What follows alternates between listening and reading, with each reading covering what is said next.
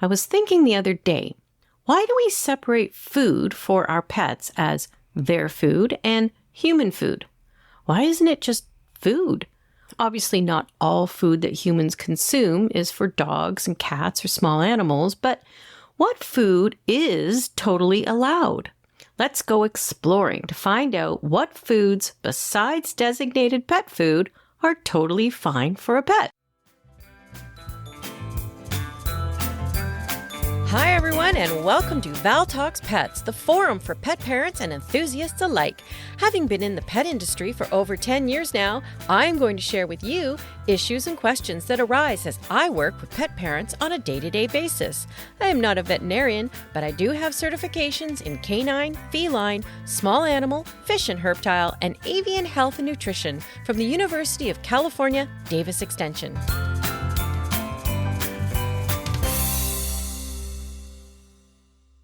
Let's start with proteins.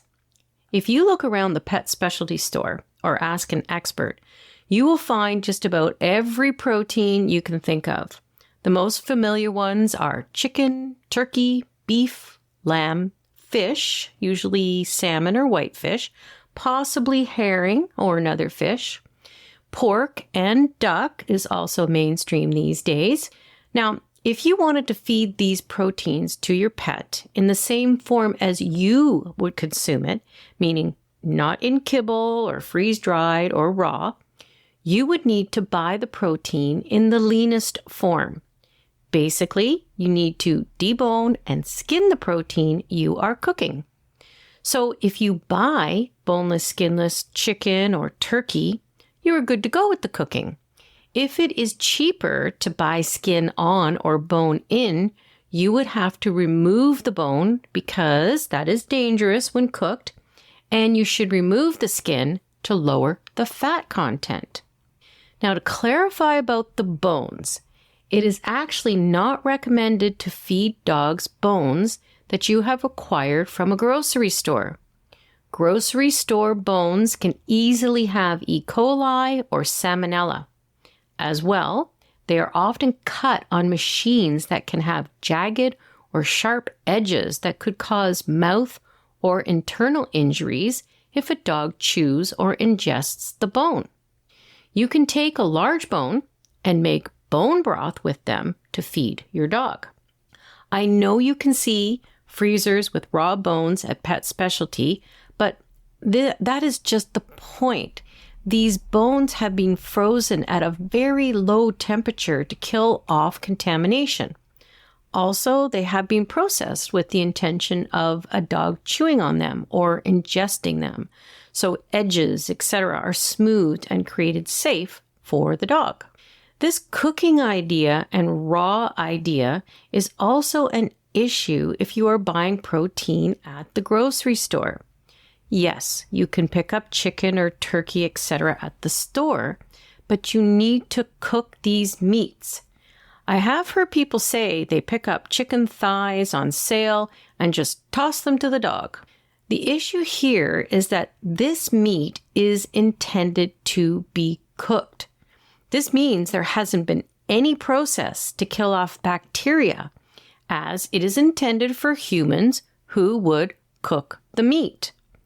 Raw protein from reputable raw food providers for pets take many precautions to ensure that the proteins have been frozen at deep temperatures to kill off bacteria. Now, having said that, it is still highly recommended that all utensils, bowls, spoons, and your hands are sanitized after every use. Raw meat is raw meat.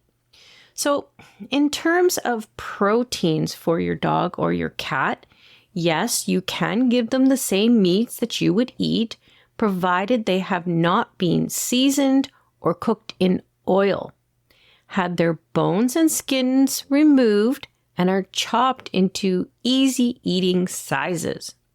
Raw bones from the grocery store should be used only to make broth and not for you, for the dog, and then discarded. Let's look at some of the other proteins available for pets. Some of these proteins are not so much eaten by humans, but some are. For example, rabbits are becoming pretty mainstream in the pet protein lineup. There is rabbit in kibble, freeze-dried, and raw. I don't eat rabbit, but I have seen it in the grocery store. Another novel protein, as they call it, is bison. I have seen bison burgers at fairs, but I don't think I've seen actual bison meat in the grocery store. I'm sure in other areas they probably do. The next novel protein is kangaroo. You will see kangaroo in kibble and raw. In the raw, it is quite expensive. Why do people source out kangaroo? Usually it is for dogs that have terrible allergies. Using kangaroo is a protein that the pet will have had very little exposure to or none at all. If they haven't had this protein, then their chances of reacting to it are very slim. My only concern about kangaroo as a source is how it is actually sourced. I have asked a few suppliers of kangaroo one particular question, and none of them have been able to answer my question. I ask, how do you source the kangaroos? The answer I get is that, yes, they are sourced through hunting with very strict licenses being issued. How strict? Who issues them? All I get as an answer is the government. Then I ask, once the hunters have their permits, how do they actually hunt the kangaroos? I usually get a blank look. So I will clarify. Are the hunters sitting in a blind? Are they shooting the kangaroos from helicopters? Are they running them down with ATVs? The answer I get is, I'll have to get someone to look into that for you. Well, my reaction is, if you are selling a product, shouldn't you know how the product is sourced? Now, I know this is a bit off topic. No, I know this is off on a bit of a tangent here, but indulge me. Nike, the shoe company, was found to be using barbaric and cruel methods to harvest kangaroos for their skin to be used in shoes. Nike announced that they would stop using kangaroo leather in 2023. They were caught out doing some rather horrific practices, and once this came to light, basically, they didn't have much choice. Co-founder and director of Kangaroos Alive, Mick McIntyre, said, "Kangaroos aren't farmed. Commercial killing is done in the middle of the night, in the middle of nowhere. The regulations of the industry are almost impossible." There is a lot more to this, but for that reason, I'm not a fan of kangaroo being used in pet food. And of course, that is my opinion. Moving on, my next protein, I would bet, is not a popular one with many humans at this time. I can't say I have seen this protein for humans anywhere. Are you ready? Black soldier fly larva. Yes, some companies are making kibble with black soldier fly larva. According to petfoodindustry.com, black soldier fly, the only insect species currently commercially viable for pet food applications, is a great example of an innovative, sustainable, and functional pet food ingredient with high levels of protein, fats, and other important nutrients. I'm not sure how fast this will catch on to the Western world, but I admit we gave a sample of the kibble to our work cat, and she did like it. I have also seen cricket being used in treats. These last proteins are not ones that humans readily consume, but I thought it would be interesting to add these novel proteins, as they are called. Back to the topic. What other so-called human foods can we feed our pets? Let's now look at the fruits and vegetables. The American Kennel Club helps us out with this question. Let's look at fruits safe for dogs. Apples are safe for dogs. However, you have to make sure you remove the core and the seeds. The core and seeds contain small amounts of cyanide, and it can be a choking hazard. It is recommended that apple slices are given in moderation. They are low in protein and fat, so this is a great snack for an overweight dog or senior dog. Bananas are also quite a popular treat with many dogs. If you look at the treat section in your pet specialty store, you will see a lot of treats are banana. Dogs tend to like the flavor, and they are a good source of potassium and are low in cholesterol and sodium, but they are high in sugar, so go moderately. Blueberries are a great treat for humans and dogs alike. As the AKC points out, the antioxidants that prevent cell damage works on dogs too. Cantaloupe has lots of nutrients, but like bananas, it is high in sugar. The AKC recommends making cantaloupe balls and then freezing them for a cold treat. Cranberries. We all know the benefits of cranberries for urinary health, but too many can lead to a stomach upset.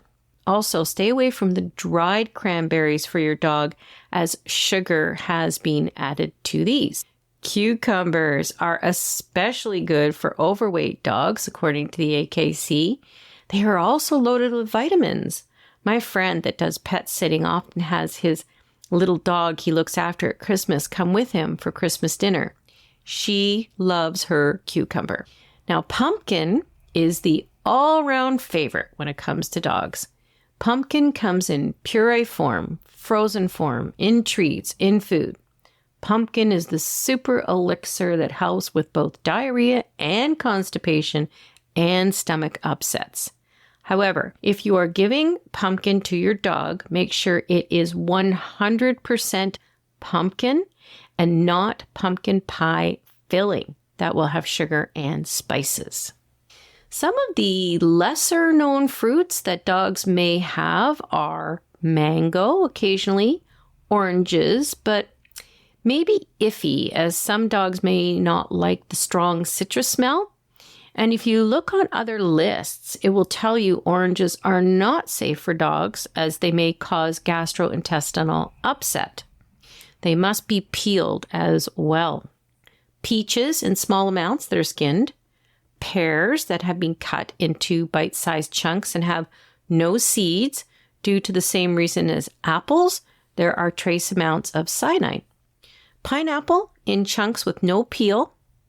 Raspberries and strawberries, and watermelon that I hear a lot of dogs like. The rind and seeds must be removed. When it comes to cats, the list is basically the same. However, because cats have such a low taste bud count, the chances of getting a cat to eat a piece of apple or blueberry may be challenging. Even when it comes to pumpkin, it could be the answer for a cat that is constipated. Even when it comes to pumpkin, it could be the answer for a cat that is constipated, but getting them to eat it is the challenge. Fruits that humans eat that a dog should not eat are grapes and raisins. We know this one. They are highly toxic to dogs and can cause acute kidney failure. Humans love grapes. Humans love grapes. So if you have to make sure humans love grapes, humans love grapes, so you have to make sure they are out of reach of your dog. Avocado can be somewhat safe with just the flesh part, but any skin pieces are a problem as they are toxic, and the pit can be a huge choking issue. Cherries also contain pits that contain cyanide. Tomatoes that are ripe are fine, but make sure no green parts or stems and leaves are ingested, as these contain solanine, which is toxic to dogs. And persimmons are off the list due to their seeds that can cause intestinal blockage. When it comes to cats, again, the list is the same. So let's turn to vegetables. I'm going to start this with the veg a dog should not eat. Asparagus.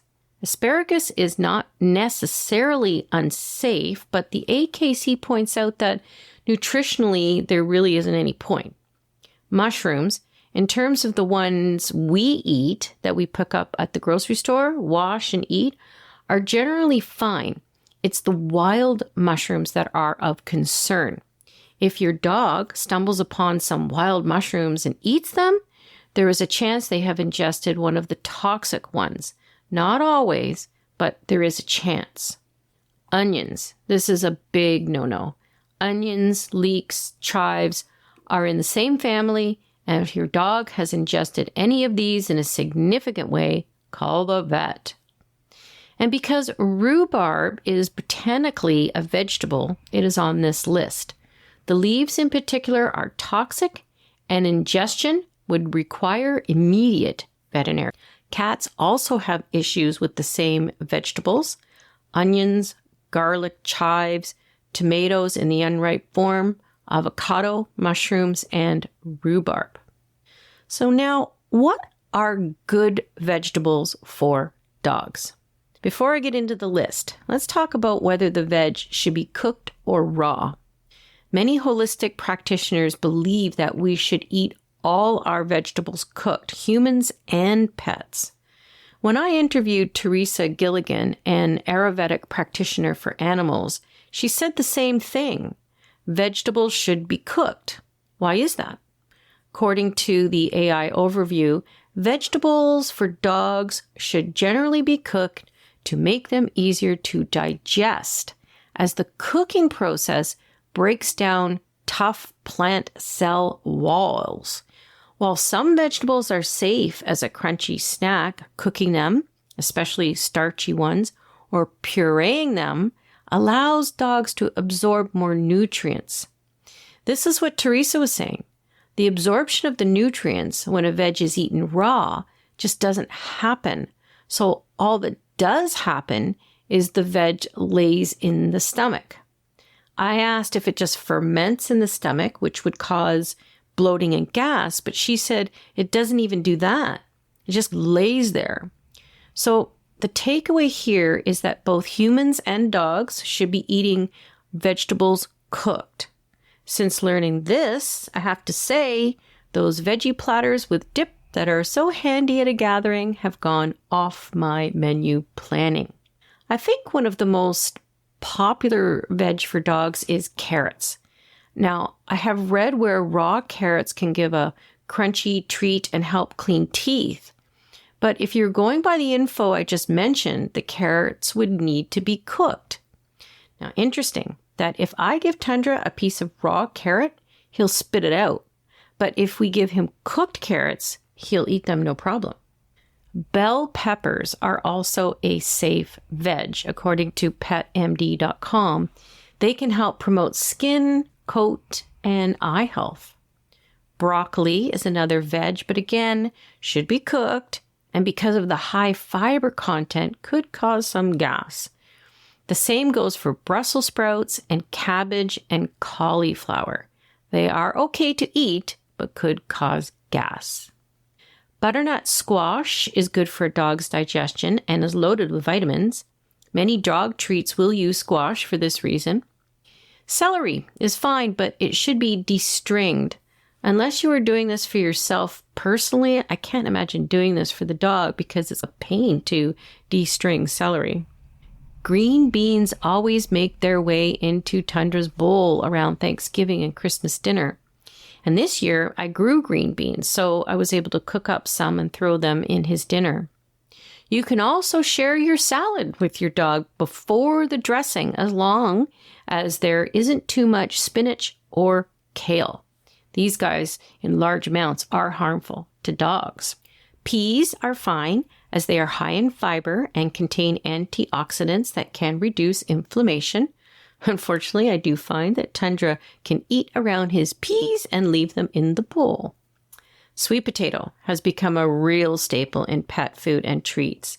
They are high in fiber and vitamin A. Plus, they are a carbohydrate.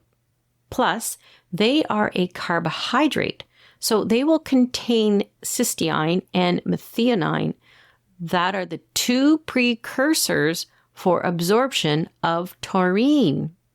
Corn is obviously on the list, as corn is in a lot of pet food.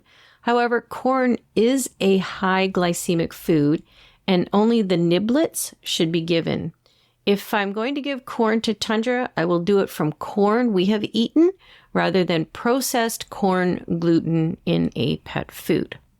And last, we have zucchini. Zucchini is low in calories, fat, and cholesterol. It's full of fiber, antioxidants, minerals, and vitamins A, C, B6, and K. K is a tough one to get, so zucchini is a great choice for us and our pets. As for our kitty friends, if you can get them to eat a vegetable, they can have broccoli, pumpkin, peas, carrots, asparagus, zucchini, corn, and leaf lettuce and romaine. But cats are true carnivores, so they really don't need vegetables. But if you have a kitty that is mooching around your food, you can share a bit if they are so inclined with these options. Let's look at some other options now. According to topdogtips.com, there are several foods that we eat that are quite acceptable, if not nutritious, for our pets. Oatmeal is one. We often see oats in pet food. So if you are making up some oatmeal or porridge and haven't put the sugar, salt, or milk in yet, share some with your dog. And if your dog is itchy, giving some oatmeal can help with that by reducing inflammation and lowering blood pressure. Coconut and its oil does have health benefits, and it is showing up in pet products. The meat of a coconut can be shared and some of the oil. It is recommended, however, that you do not overdo the coconut oil, as there could be some diarrhea effects. Another never thought of food, according to Top Dog Tips, is shrimp. Apparently, boiled and served plain without legs and shell is a nice treat in moderation. Rice is also a food often shared with dogs. It is in pet food in the white rice form or whole grain brown rice, which is the better choice. I have definitely made a pot of brown rice for Tundra to add to his food, and since rice is a carbohydrate, it also contains the methionine and cysteine, your precursors for absorption of taurine. I keep saying, if you don't want to change your dog's food because he is doing well on it, but the vet keeps saying you need to have a grain, just make up a pot of brown rice and add this to the food. The dog will like it, and you will know what you have added, how it was cooked, and you can go organic if you wish. Now, dairy is a bit iffy with dogs. Dogs can become lactose intolerant very easily, so a bit of yogurt is okay, but you should choose plain Greek yogurt, and even better if you can, get goat yogurt. Cats can't have dairy. They lack the sufficient enzymes to digest lactose. Well, I think that covers what food that we can and cannot share with our pets. I really ponder that idea of classifying some foods as human food when in fact they are just food that humans and pets can eat. Maybe we should classify food and non-foods for pets. Either way, there are a lot of great proteins, fruits, or vegetables that dogs and cats can enjoy. But if you are thinking about sharing a certain food with your pet and you are not sure if it is okay for them to have, just do a bit of research and err on the side of caution. Because as I say, knowing is caring. Thank you for listening to Val Talks Pets. Please remember to follow or subscribe to ensure that you never miss an episode. To really help the show and to make it easier for others to find, please rate and review each episode that you find interesting and helpful. And don't forget that you can also email me at val@valtalkspets.com with topics you would like me to address or with any questions you may have. Also, check out my website at valtalkspets.com and let me know what you think and how we can improve upon it. Thanks for caring.